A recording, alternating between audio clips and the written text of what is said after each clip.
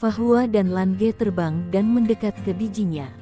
Setelah terbang ke udara, keduanya menemukan bahwa ronde kedua serangan klan Macan Tutul Gunung jelas lebih ganas daripada ronde sebelumnya. Ratusan Macan Tutul Gunung masih menyerang, tapi jelas Macan Tutul Gunung yang lebih kuat bergabung dengan mereka. Jika Macan Tutul Gunung sebelumnya adalah berada di tingkat keempat, maka pertempuran tadi bersifat sementara. Jadi, kali ini, di medan pertempuran sudah ada keberadaan tingkat 5 dan tingkat 6. Macan tutul gunung jenis ini mudah dikenali, salah satunya warna bulunya lebih cerah, dan yang lainnya tubuhnya lebih besar. Namun, formasi melingkar dari Capricorn juga sangat stabil dan terus berputar melawan musuh. Fa Hua dan Lan Ge segera menemukan bahwa semua prajurit tanduk perak berada di tingkat ke-6. Mereka juga merupakan andalan dari formasi melingkar. Lingkaran tampak sangat stabil untuk saat ini. Untuk para prajurit Capricorn biasa itu, selama mereka terluka, akan segera digantikan oleh teman-teman mereka, pergi ke belakang untuk membalut luka, dan kemudian masuk kembali ke medan perang. Seluruh proses jelas menunjukkan bahwa mereka telah berlatih berkali-kali, dan formasi pertempuran masih sangat stabil saat ini. Fa Hua mengangkat buku kode di tangan kirinya, dan ikon dewa sekali lagi bersinar dengan cahaya. Energi spiritual dituangkan ke dalamnya, mengubahnya menjadi awan cahaya, yang kemudian disuntikkan ke tubuh para prajurit Capricorn untuk meningkatkan efektivitas tempur mereka. Perlindungan dari perisai kebijaksanaan kelompok juga dilepaskan, dan itu dapat ditingkatkan untuk para prajurit yang telah diberikan perisai kebijaksanaan. Pada saat ini, Lan Ge bahkan tampak santai, tidak ada yang bisa mengancamnya di tengah karena dia hanya perlu melepaskan serangannya. Dimanapun serangan Macan Tutul Gunung bergerak cepat, akan ada bola api dan bilah angin yang terbang dan mengebom. Pergerakan Macan Tutul Gunung dan serangan pukul mundur membuat pembunuhan menjadi efektif. Dengan tambahan kedua orang itu, seluruh formasi jauh lebih stabil.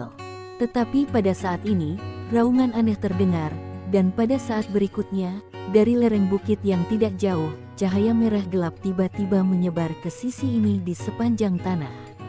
Cakupan cahaya merah gelap itu sangat besar. Kemanapun itu lewat, semua macan tutul gunung tampaknya terpengaruh. Rambut mereka berubah menjadi merah gelap dalam sekejap, bahkan mata mereka menjadi merah, dan napas mereka meningkat tajam. Dalam sekejap, setiap macan tutul gunung penuh dengan aura haus darah. Wajah Dajinyang seketika berubah dan meneriakkan penyihir macan tutul.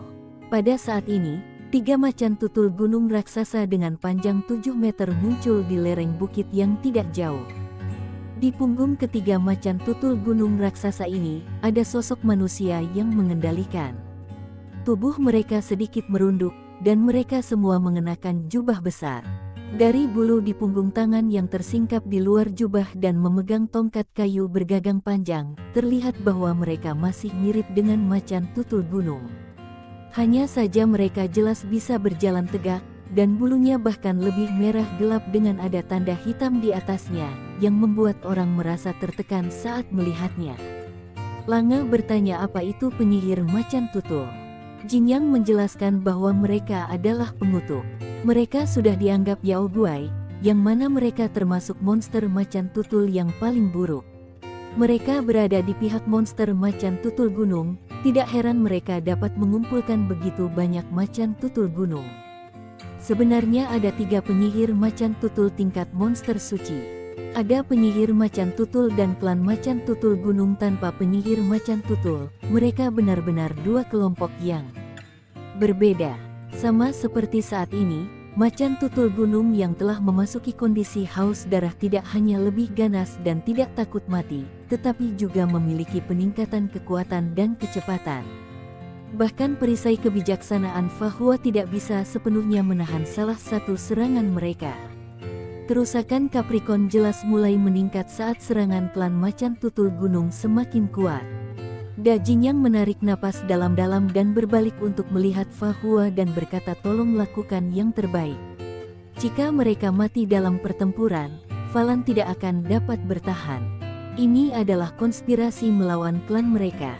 Jika konspirasi dapat dipatahkan, Falan dan klan Capricorn adalah kawan seperjuangan.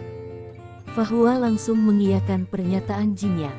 Lange sedikit tidak puas lalu bertanya kenapa Jingyang hanya memberitahu Fahua, sedangkan dia tidak. Jingyang menjawab karena Fahua lebih berguna daripada Lange. Sontak jawaban itu membuatnya marah.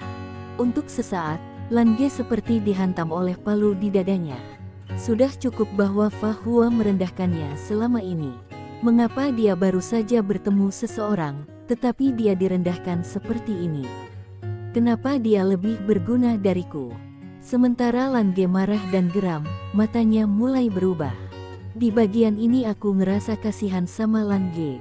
Mungkin kalau posisi Fahua dan Lange ditukar, Fahua gak akan marah karena dia cukup tahu diri. Ingatkan dulu pas kompetisi 3 domain Lange selalu ngejek Fahua dan domain hukum lemah. Saat itu Fahua gak marah karena dia tahu diri, orang-orang dari domain hukum lemah dalam pertempuran individu. Fahua juga dewasa. Sedangkan Lange yang dari kecil udah beranggapan dia anak favorit surgawi yang diberkahi 4 elemen.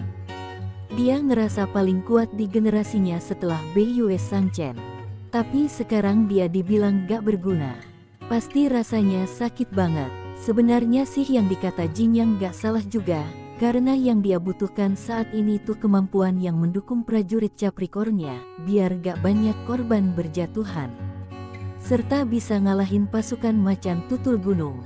Oke, kembali ke laptop. Mata yang awalnya jernih tiba-tiba mulai menjadi sedikit keruh, dan kedalaman matanya penuh dengan kecemerlangan. Cahaya biru, merah, dan ungu berputar di dalam matanya seperti pusaran. Fahua berkata apakah Jingyang bersedia memperbolehkannya memegang kendali atas pasukan. Jingyang tertegun dan berkata apakah Fahua yakin atas permintaannya itu. Fahua mengangkat buku kode di tangannya, dan menunjukkan padanya 3 karakter, hakim, di sampulnya. Dia percaya bahwa karena Jingyang dapat melihat bahwa dia berasal dari domain hukum, dia harusnya tahu betapa bergunanya seorang hakim dari domain hukum di medan perang. Baik, semuanya, dengarkan perintahnya. Mulai sekarang, perintahnya adalah perintahku. Jingyang berkata tanpa ragu kepada prajurit Capricornnya untuk mendengarkan perintah Fahua. Perintah Fahua adalah perintahnya. Bahkan, dia tidak bisa ragu lagi. Dalam waktu sesingkat itu, formasi pertempuran yang semula stabil mulai bermasalah. Lebih dari 20 prajurit Capricorn tewas dalam pertempuran, dan lebih banyak prajurit Capricorn terluka. Bahkan prajurit tanduk perak sudah terluka. Tapi prajurit bertanduk perak tidak bisa diganti, dan mereka tidak bisa mundur, sebab begitu mereka mundur maka pondasi lingkaran akan hancur. Menghadapi situasi ini, sebagai pemimpin, yang bisa dia lakukan hanyalah buru-buru membunuh. Namun, ada 3 penyihir macan tutul di sisi yang berlawanan, dan ketiga penyihir macan tutul ini setidaknya adalah penyihir macan tutul tingkat 8. Ancaman bagi mereka secara keseluruhan terlalu besar. Itu bukan sesuatu yang bisa dia lawan sendirian. Oleh karena itu, dia hanya bisa memilih untuk percaya sekarang. Setidaknya, dia bisa yakin bahwa klan macan tutul gunung tidak akan membiarkan kedua manusia ini pergi. Demi kelangsungan hidup mereka sendiri, kedua manusia ini juga harus bertarung habis-habisan. Hal terpenting baginya untuk membuat keputusan dengan cepat adalah kata hakim yang menyala dalam buku kode Fahua, yang berarti urutan ke-8. Urutan ke-8 selalu lebih dapat dipercaya. Dalam hati, Fahua berkata kepada Lange untuk mendengarkan perintahnya. Lange tertegun sejenak, tetapi saat ini, dia tidak memengaruhi penilaiannya karena ketidakpuasan emosionalnya. Dia berdiri tepat di belakang Fahua, meletakkan tangannya di bahunya, dan memberi koneksi dari kemampuan keduanya. Mata Fahua sedikit menyipit, dan buku kode yang dibuka langsung mengarah ke halaman ketiga. Cahaya keemasan tiba-tiba muncul, yang merupakan halaman milik pedang kebijaksanaan di bagian depan, tetapi pada saat ini, ketika cahaya keemasan naik, itu mendarat langsung di dahi Fahua. Tiba-tiba, Sebuah mata emas muncul di dahi Fahua, dan ketika mata emas itu muncul, ribuan cahaya keemasan meledak. Termasuk Dajinyang, semua prajurit Capricorn merasa segar, dan sepertinya ada sesuatu yang lebih dalam pikiran mereka. Segera setelah itu, mereka mendengar suara milik Fahua di benak mereka.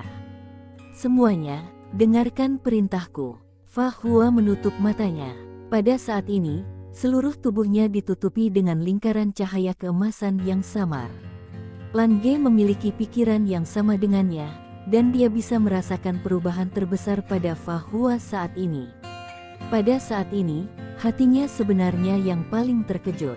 Karena dia paling tahu berapa banyak yang telah dilakukan Fahua saat ini. Pada halaman ketiga dari buku kode, itu bukan lagi pedang kebijaksanaan, tetapi mata kebijaksanaan.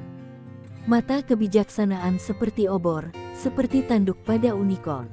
Dia benar-benar menghubungkan komunikasi dengan 500 prajurit Capricorn dalam sekejap, dan kemudian Lan Ge tidak bisa merasakan perubahan pikiran Fahua. Bukannya dia tidak bisa merasakannya, tapi itu benar-benar terlalu rumit dan kacau. Dia sebenarnya memberi perintah kepada 500 prajurit Capricorn pada saat yang bersamaan. Operasi otak berkecepatan tinggi macam apa yang diperlukan untuk melakukan ini? Mata Dajinyang di samping Fahua bersinar terang, dan ada kecemerlangan yang luar biasa di mata Fahua. Dia mengerti bahwa keputusannya barusan adalah benar dan merupakan pilihan yang penting. Orang pertama yang bertindak adalah Lan Ge di belakang Fahua. Kemegahan 3 warna asli di matanya menyatu, dan tubuhnya menjadi merah menyala serta transparan. Satu tangan terus menekan bahu Fahua, dan tangan lainnya terangkat, menunjuk ke udara. Ribuan cahaya merah keluar dari ujung jarinya, berubah menjadi lingkaran merah dan menyebar. Di bawah kondisi bahwa kedua orang itu terhubung satu sama lain, kekuatan yang dapat digunakan Fahua dan Lan Ge saat ini mendekati urutan ke-9. Ini adalah elemen api tingkat 9. Lingkaran merah semakin besar, tidak hanya diameternya, tetapi juga ketebalan tepinya. Ketika mencapai lingkaran terluar, sejumlah besar macan tutul gunung diterbangkan oleh kekuatan api yang meledak. Tetapi karena area yang dicakup oleh serangan cincin api terlalu besar, macan tutul gunung ini berada dalam keadaan haus darah lagi. Itu tidak memberi banyak kerusakan pada mereka. Tapi ini sudah cukup. Petak besar di mana macan tutul gunung berkumpul, diserang dan disapu oleh cincin api, sehingga para prajurit Capricorn juga punya waktu untuk menarik napas. Para prajurit di belakang dengan cepat menggantikan para prajurit yang terluka di depan. Menjaga kekuatan tempur dari lingkaran terluar adalah strategi yang terbaik. Macan tutul gunung sempat terpukul mundur, tetapi macan tutul gunung di belakang mereka datang satu demi satu dan bergegas ke arah mereka dengan cepat. Akan tetapi pada saat ini, formasi lingkaran itu bergerak.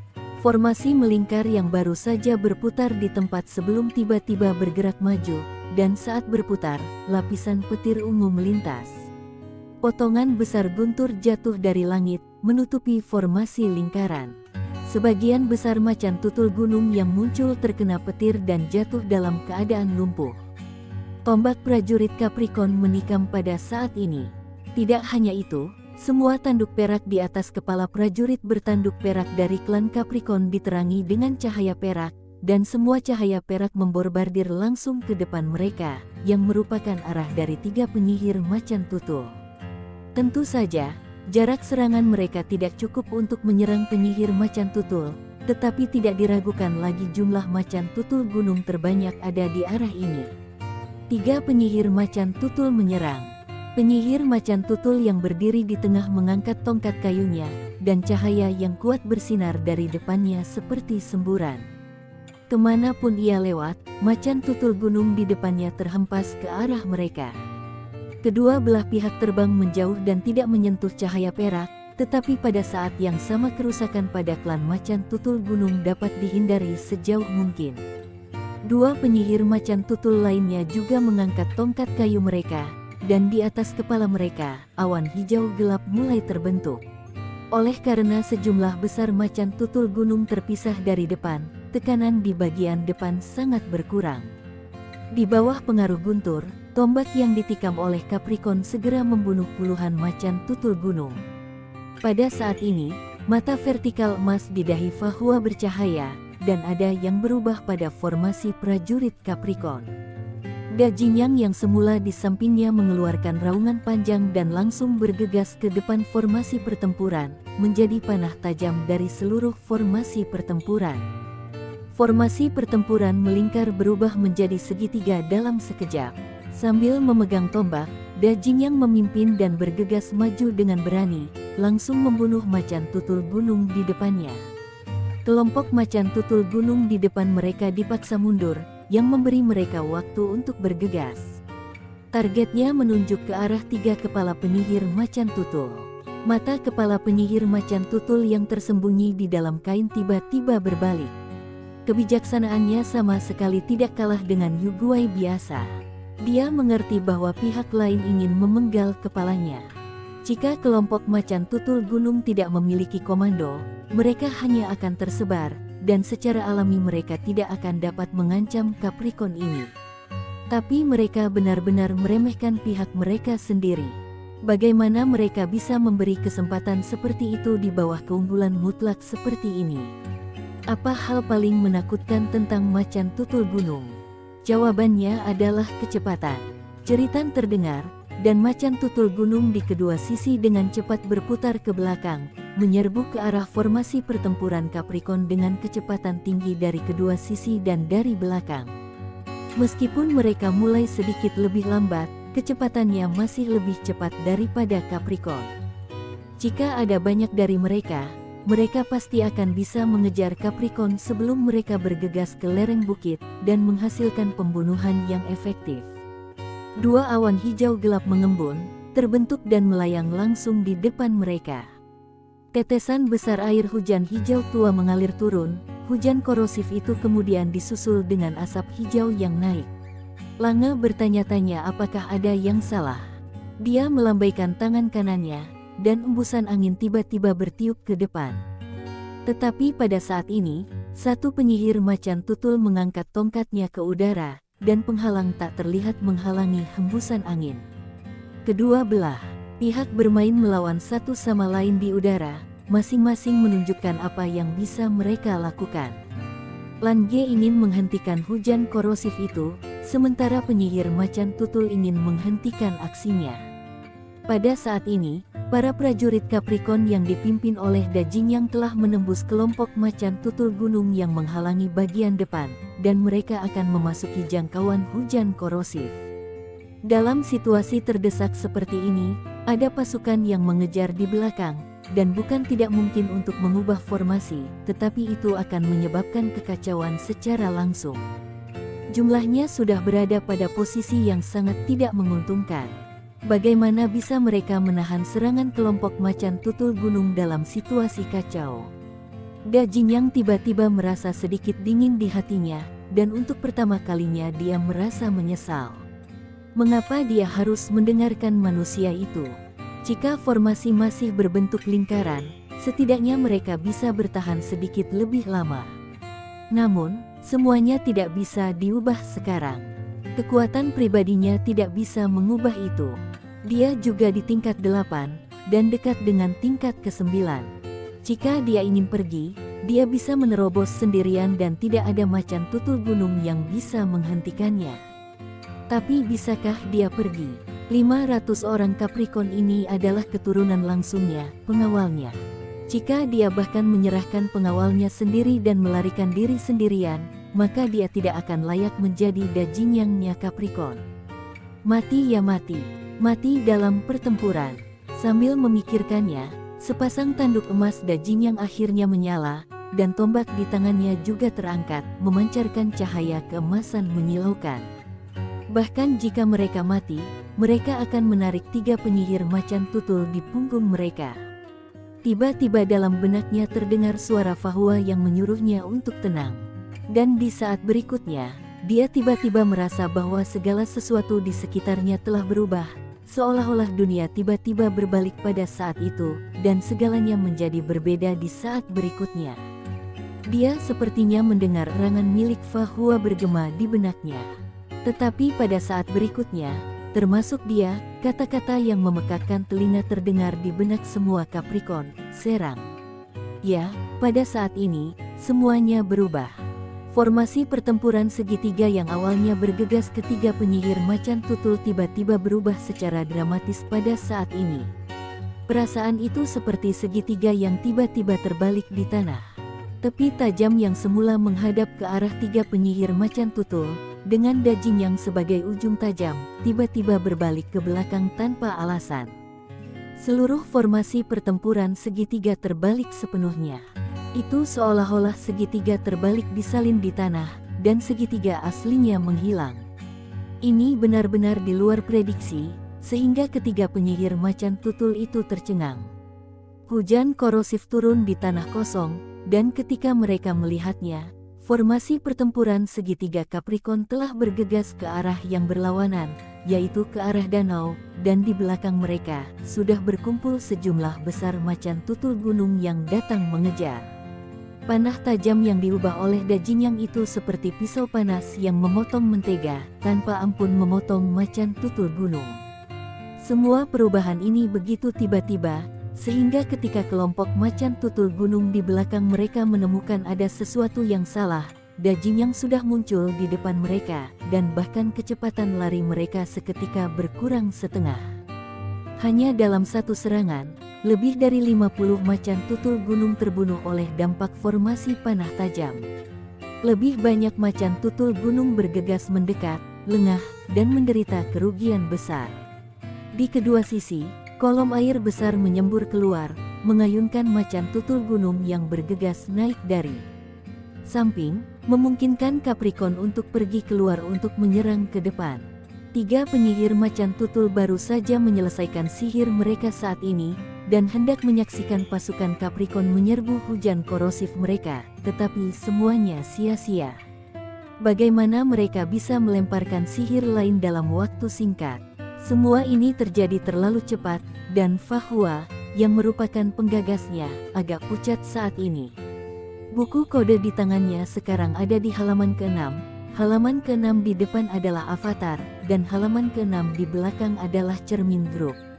Tanpa bantuan Lange, dia tidak akan bisa mengubah 500 prajurit Capricorn dalam sekejap dan menyelesaikan pembalikan bayangan cermin.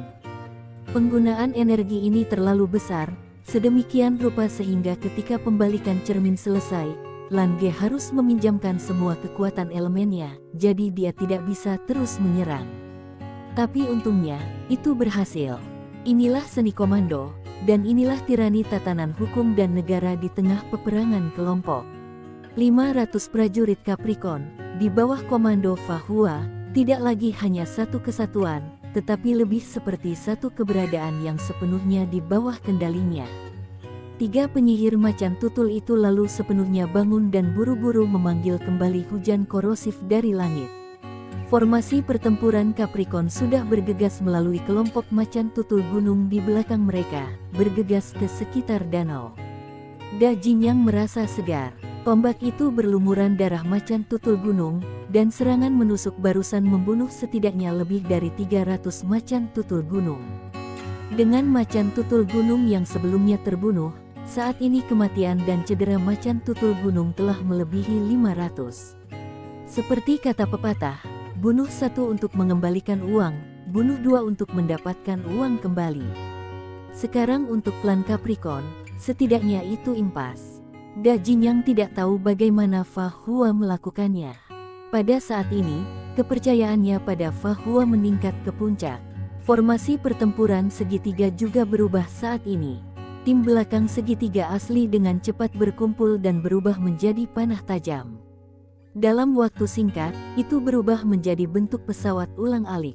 Dan kali ini, panah tajam di ujung formasi bukan Dajin tetapi Fa Hua. Bunuh! Fa Hua berteriak keras, buku kode berbalik ke depan dan halaman keempat terbuka, kepemilikan roh suci. Dengan perisai kebijaksanaan di tangan kiri dan pedang kebijaksanaan di tangan kanan, ia bergegas ke depan dengan aura yang kuat. Tim belakang dari formasi berbentuk pesawat ulang-alik berubah menjadi tim depan, dan dengan sedikit jeda, mereka menyerang lagi dalam belasan detik. Di bawah komando Fahua, semua perubahan ini begitu cepat sehingga macan tutul gunung yang mengejar di belakang tidak bisa bereaksi sama sekali. Dengan kultivasi dan kekuatan mental Fahua saat ini, dia tidak dapat lagi menggunakan cermin grup untuk membalikkan seluruh formasi, tetapi karena macan tutul gunung yang mengejar di belakang tidak secepat sebelumnya, dia memiliki cukup waktu untuk memobilisasi formasi dan memulai serangan. Dajinyang yang berubah menjadi formasi belakang meraung dengan marah. Pada saat ini, semangat para prajurit Capricorn telah meningkat ke puncak. Dalam slogan teriakan dan di bawah kepemimpinan Fahua, mereka bergegas lagi, tetapi kali ini tidak lagi ke arah 3 penyihir macan tutul, melainkan mereka bergegas ke arah gunung. Jalur gunung ini juga merupakan tempat terendah dari cekungan. Jika mereka ingin keluar dari pengepungan, ini tidak diragukan lagi adalah tempat yang paling cocok, dan mereka dapat menghindari serangan dari 3 penyihir macan tutul. Hanya dalam beberapa menit, macan tutul gunung dalam kerugian besar. Sementara 3 penyihir macan tutul terkejut, mereka secara alami sangat marah. Haus darah, kemarahan, dan tekanan yang dirasakan sepenuhnya dilepaskan oleh macan tutul gunung, yang kemudian sejumlah besar macan tutul gunung berkumpul dari segala arah. Ingin lari. Dengan begitu banyak kerusakan, bagaimana Capricorn ini bisa melarikan diri? Mereka menghitung pasukan Capricorn di sini hari ini, hanya untuk menahan mereka semua di sini dan membunuh mereka semua. Kalau tidak, apa yang akan terjadi jika Capricorn membalas dendam lagi? Meskipun Capricorn bukanlah 8 ras monster terkuat, status mereka berbeda. Penatua penegak hukum dari istana leluhur adalah Capricorn. Penyihir macan tutul ini tidak ingin meninggalkan pegunungan Tiansheng. Kelompok macan tutul gunung dengan cepat berkumpul. Serangan yang dipimpin oleh Fahua pada awalnya mulus, tetapi segera menjadi sulit. Ada terlalu banyak macan tutul gunung, dan kekuatan serangan mereka sangat kuat. Dalam keadaan haus darah dan kegilaan, mereka menyerang dengan kecepatan tinggi dan mengganggu mereka di kedua sisi. Segera, Capricorn mulai menderita kerusakan. Fahua hanya merasa seperti terjebak dalam rawa, dan kecepatannya menjadi semakin lambat. Macan tutul gunung raksasa di bawah 3 penyihir macan tutul menginginkan mereka dan segera mencapai gunung. Ingin pergi, itu tidak mungkin. Jika bukan karena Fahua yang memimpin Capricorn untuk menyerang ke sisi ini, mereka tidak akan menemukan bahwa di cekungan ini, hanya medan di sini yang hampir tidak memungkinkan Capricorn untuk menyerang secara keseluruhan, sementara tempat lain mengharuskan untuk mendaki karena pegunungan yang curam. Itu pasti akan menyebabkan formasi yang tersebar dan pertempuran di dinding gunung. Meskipun Capricorn tidak buruk, mereka tidak lebih baik dari macan tutul gunung yang lebih cepat. Karena itu, jika mereka menerobos dari arah lain, mereka hanya akan mencari kematian. Penyihir macan tutul menunjukkan senyum kejam di sudut mulutnya. Mereka membunuh begitu banyak macan tutul gunung. Meskipun suku Capricorn unggul, penggunaan energi mereka juga sangat besar. Selama mereka berpegang pada kol ini, mereka hanya akan terjebak sampai mati. Kol adalah titik terendah dari cekungan di antara 2 puncak, biasanya memberikan celah dari satu sisi pegunungan ke sisi lainnya. Macan tutul gunung yang mati dapat dicari lagi. Bagi mereka, hal yang paling berharga adalah daging dan darah para prajurit bertanduk perak Capricorn, yang merupakan suplemen besar bagi mereka. Terutama daging dan darah Dajinyang, ia memiliki keberadaan darah emas. Jika mereka memakannya, mereka dapat memurnikan darah, dan mungkin ada kesempatan menerobos ke tingkat dewa di masa depan. Ini juga merupakan alasan penting mengapa mereka berani mengambil risiko. Bagaimana mungkin Capricorn biasa bisa menarik mereka kalau begitu? Capricorn tampaknya telah jatuh ke jalan buntu. Sangat sulit bagi Fahua untuk bergegas maju setiap langkah. Dengan basis kultivasi tingkat 8, meskipun dia terus membunuh macan tutul gunung, dia telah terjerat oleh 4 atau 5 macan tutul gunung, dan ingin terus bergerak maju itu sangat sulit. Bagaimanapun, peran yang dapat dimainkan oleh kekuatan tempur individu di medan perang terbatas, kecuali jika itu adalah pemilik sumber kekuatan tingkat dewa di atas tingkat ke-10, adalah mungkin untuk mengubah situasi pertempuran dengan kekuatannya sendiri. Semakin banyak macan tutul gunung berkumpul di Kol, macan tutul gunung itu mengepung mereka di kedua sisi dan di belakang. Berkurangnya prajurit Capricorn mulai meningkat, dan bahkan peningkatan ikon Dewa Fahua dan pertahanan perisai kebijaksanaan membuat mereka semakin tidak mampu menahan pengepungan macan tutul gunung. Pada saat ini, buku kode Fahua dibuka kembali. Kali ini, halaman ke-6 masih dibuka. Cermin grup. Perbedaan dari sebelumnya adalah bahwa kali ini, alih-alih bayangan cermin membalikkan formasi, para prajurit Capricorn di-cloning di bawah pengaruh bayangan cermin. Efektivitas tempur dari cermin grup ini sendiri sangat lemah, hanya sekitar sepertiga dari kekuatan prajurit Capricorn normal. Akan tetapi, dengan begitu banyak prajurit Capricorn muncul di pinggiran, mereka masih bisa mengusir macan tutul gunung yang menyerang. Bayangan cermin terus-menerus hancur di bawah serangan macan tutul gunung, tetapi bagi Fahua ini adalah kesempatan. Kesempatan ini memberi waktu bagi Capricorn, mengurangi jumlah korban Capricorn, dan memberi mereka kesempatan untuk bernapas. Kemudian, di bawah pengawasan banyak Capricorn, sosok emas itu mengambil alih posisi Fahua sebelumnya. Itu adalah Dajinyang yang datang dari belakang, sementara Fahua sendiri dengan cepat kembali ke formasi, seolah-olah dia sedang mundur. Dajinyang mengangkat tombak di tangannya, dan saat berikutnya, matanya menjadi mengembun. Tombak emas di tangannya tiba-tiba bergetar dan cahaya emas keluar dari tubuhnya, termasuk tanduk di kepalanya. Penglihatannya juga menjadi lebih jernih. Cahaya keemasan seperti cairan melesat keluar dari tanduk ganda emas dan mendarat di tombak. Pada saat ini, macan tutul gunung di depan tampaknya merasakan sesuatu yang sangat menakutkan, dan mereka mundur satu demi satu, tidak berani melawan. Mata Dajinyang itu sedikit menyipit, dan matanya menatap langsung ketiga penyihir macan tutul di kejauhan yang mana ketiganya duduk di tengah. Di bawah tatapannya, penyihir macan tutul hanya merasakan hawa dingin di punggungnya, sementara dia terkejut dan diam-diam mengatakan bahwa itu bukanlah hal yang baik. Ini adalah Dajinyang dengan kekuatan penuhnya.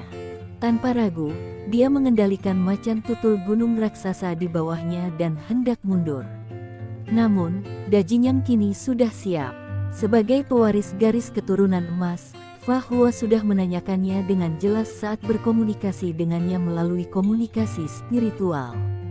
Sama seperti dua putri dari klan monster harimau, dia juga memiliki kemampuan untuk menekan kekuatan penuhnya sebagai keuntungan keterampilan tempur yang kuat dari garis keturunan emas. Mutong, teriakannya menggetarkan langit, lalu Dajinyang tiba-tiba membengkak. Dalam sekejap, seluruh tubuhnya telah menjadi setinggi 10 meter, dan bahkan tombak di tangannya telah tumbuh mengikuti tingginya. Tiga penyihir macan tutul berteriak untuk menghentikan serangan Dajinyang pada saat yang hampir bersamaan, dan mereka dengan cepat mundur untuk membiarkan lebih banyak macan tutul gunung di atas untuk menyerang. Fahua sudah kembali ke pusatnya sendiri saat ini, menatap Dajinyang dengan mata yang berapi-api. Hasil dari keputusan ini tergantung pada seberapa banyak yang dapat dicapai orang ini dan apakah itu cocok dengan karakter besar dalam gelarnya. Tombak itu diayunkan, dan cahaya keemasan yang terang melesat keluar, membuat langit dilatar belakangi warna emas pada saat ini. Langit seakan retak yang diikuti cahaya keemasan turun dari langit. Pedang raksasa emas dengan panjang 100 meter pun seketika mengibas. Boom! Kemanapun cahaya keemasan datang, tidak ada penghalang yang bisa mengalahkannya. Tidak peduli seberapa kuat penyihir macan tutul, mereka juga pengkhianat, objek yang dibuang oleh klan monster Yao Guai. Jika mereka benar-benar cukup kuat, bagaimana mereka bisa mengingini darah emas Dajinyang? Tebasan Asura Capricorn. Mata Dajinyang itu penuh dengan kebanggaan. Jelas itu karena kebanggaan akan garis keturunannya, tetapi juga untuk pukulan yang penuh dengan keadilan dan penghakiman ini. Hanya dengan hati yang benar, kemampuan bawaan Capricorn dapat mengerahkan kekuatan terbesar mereka.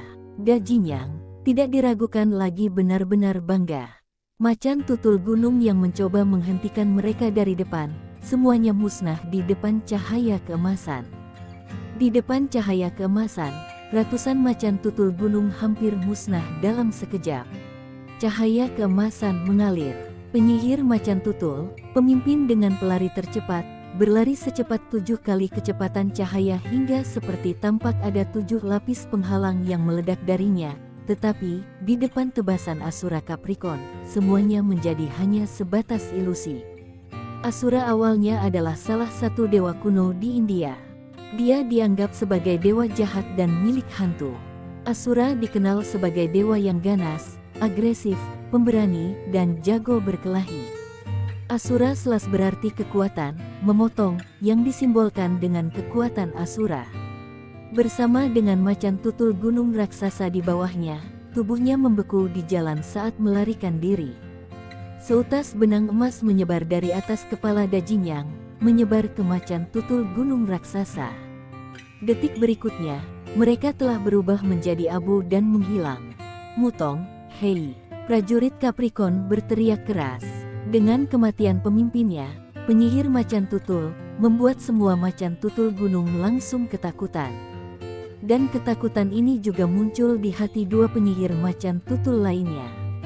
Sosok Dajinyang kembali ke ukuran normalnya, dan dengan dukungan tombak, dia tidak membiarkan dirinya jatuh. Perintah Fahua padanya adalah melakukan apapun untuk memberikan pukulan terkuat, dan dia mampu melakukannya. Pada saat ini, meskipun tubuhnya kelelahan, tetapi ia bahagia dan semangatnya membara. Dan pada saat ini, Dajinyang tiba-tiba terkejut, karena dia jelas merasa bahwa udara tampak menjadi liar. Itu pasti tidak dibawa oleh tebasan Sura Capricorn. Tebasan Sura Capricorn identik dengan ketajaman, tetapi tidak dengan kekerasan. Dia berbalik tiba-tiba dan melihat ke tengah formasi pertempuran. Kedua pria manusia itu berdiri di sana berdampingan. Berdiri di depan, tidak tahu kapan itu telah menjadi Lan-ge. Sejak peluncuran elemen air, belum ada kontribusi Lan-ge yang terlihat di medan perang. Fahua ada di belakangnya, dan buku kode dibuka di sampingnya, membuka halaman kelima. Lapisan cahaya lingkaran emas dilepaskan keluar, berubah menjadi tekanan tak terlihat dan jatuh dari langit, mendorong sejumlah besar macan tutul gunung di kedua sisi dinding gunung masuk ke dalam gunung. Pada halaman kelima, bagian depannya adalah memenjarakan langit dan bumi. Di halaman kelima, kebalikannya adalah pengendalian dunia. Dajinyang melihat pusaran di mata Lan-ge. Pusaran cian, ungu, dan merah yang telah muncul sebelumnya kini muncul kembali. Detik berikutnya, dia melihat Lan-ge membuka mulutnya dan bergerak ke arah Kol, seolah-olah dia sedang menarik napas. Tak terlihat, tapi hanya dengan pukulan ini, udara liar di langit telah dinyalakan. Angin membantu api, api menyembunyikan badai. Semburan yang terdiri dari cahaya cian, merah, dan ungu telah mengalir ke gunung. Kol gunung tidak pernah menjadi tempat di mana Fahua bersiap untuk keluar dari pengepungan. Itu adalah makam yang dia persiapkan untuk macan tutul gunung. Seberapa mudah untuk membunuh macan tutul gunung yang fleksibel dalam skala besar. Mereka dapat mencari keberuntungan dan menghindari nasib buruk dengan mengandalkan penghindaran berkecepatan tinggi untuk pertama kalinya. Mereka yang mampu membunuh selalu hanya sedikit jumlahnya. Serangan terbalik, serangan ke depan, penghalangan, jeda palsu, itu semuanya demi persiapan untuk pukulan terakhir ini. Lan-ge adalah peranan yang dibutuhkan setelah peluncuran elemen air. Dan kembalinya Fahua adalah untuk pertolongan terakhirnya. Angin, api, guntur. Kombinasi 3 elemen, Yuansu, geng penghancuran. Surgawi. Lan-ge saat ini berada di tingkat ke-9. Favorit surgawi saat ini berada di nilai penuh. Lebih dari 1000 macan tutul gunung berkumpul di pegunungan di bawah komando 3 penyihir macan tutul, dan di bawah penindasan singkat, mereka terkepung. Lebih dari 1000 macan tutul gunung menghadapi kombinasi ketiga elemen tersebut. Ini adalah kombinasi Yuansu milik Lan Ge. Itu dibuat olehnya dan merupakan kombinasi Yuansu paling kuat yang bisa dia gunakan saat ini. Dia masih tidak bisa menyelesaikan masalah konflik antara air dan api, jadi dia tidak bisa menggunakan teknik elemen kombinasi 4 elemen. Dan yang paling ekstrim dari kombinasi 3 elemen Yuansu tidak diragukan lagi adalah api guntur angin di depannya. Di bawah tatapan mengejutkan para prajurit Capricorn, seluruh celah gunung telah menjadi lautan angin, api, dan guntur. Gunung ini tampaknya juga telah berubah menjadi gunung berapi yang berangin dan berguntur. Ribuan macan tutul gunung sepenuhnya terkubur di lembah gunung ini di bawah aksi kombinasi elemen yang menakutkan. Hal yang sama berlaku untuk dua penyihir macan tutul. Mereka terdesak, dan basis kultivasi mereka hanya di tingkat ke-8. Ledakan dan pembakaran berlangsung selama hampir 1 menit, dan bahkan batu-batu itu meleleh di bawah suhu tinggi. Untuk sementara waktu, dunia seperti hancur. Prajurit Capricorn telah lama berhenti, dan hubungan antara Fahua dan mereka juga terputus secara diam-diam. Ini sudah berakhir, semuanya sudah berakhir. 3.000 macan tutul gunung, hampir 2/3-nya telah celaka dan ketiga penyihir macan tutul terbunuh. Macan tutul gunung yang tersisa tidak bisa berbuat apa-apa selain melarikan diri. Penyerbuan berbahaya terhadap Capricorn ini menjadi berbalik karena campur tangan dua manusia. Sekian untuk spoiler kali ini, sampai jumpa di video selanjutnya. Wassalamualaikum, bye-bye.